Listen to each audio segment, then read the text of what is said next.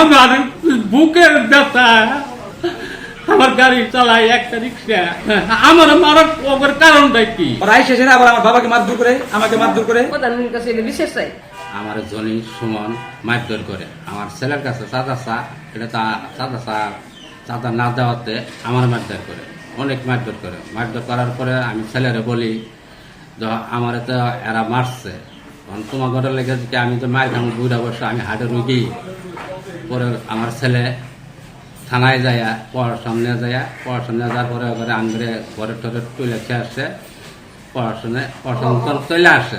তারপরে আবার 20-25 দিন প্লাহান যায় নিয়ে গেছে জনি সুমন, এরা যায় আবার আমার মারধর করে, আমার অনেক গুছিয়েছে। আমি বুকে মাথায়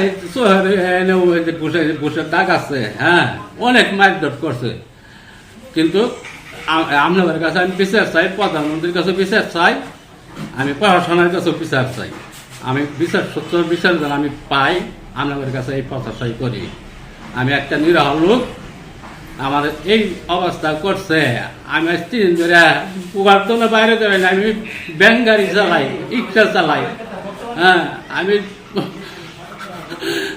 আমার বুকের ব্যথা, আমার গাড়ি চালাই একটা রিক্সা, আমার মারার ওর কারণটা কি? আমার তো মারার ওর কোনো কারণই আসে না। আমার লোক কেন?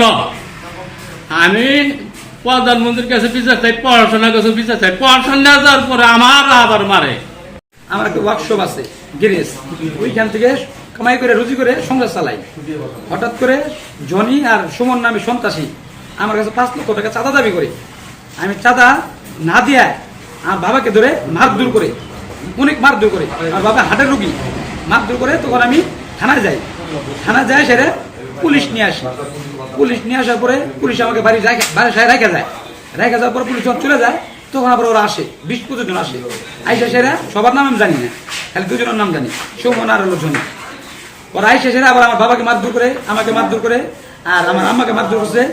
তারপরে আমি আর বাসায় যেতে পারছি না, বাসা দখল করে বসে আছে। এখন এটা আমি পুলিশের সহযোগিতা চাই, 2 জনের গ্রেপ্তার চাই, আর হলো আমি প্রধানমন্ত্রীর কাছে বিচার চাই। পুলিশ যায় বাড়ি যাইতে আসে, তারপর পুলিশ আয় করে আমগুলি বাইরে থাকবা দেয় না, আমগুলি যাবার দেয় না, আমাদের বাইরে দুটো আবার বাইরে দেয়। আমরা রাস্তায় ঘুরতেছি, আমরা কই থাকবো? আমগুলো প্রধানমন্ত্রীর কাছে বিশেষ চাই।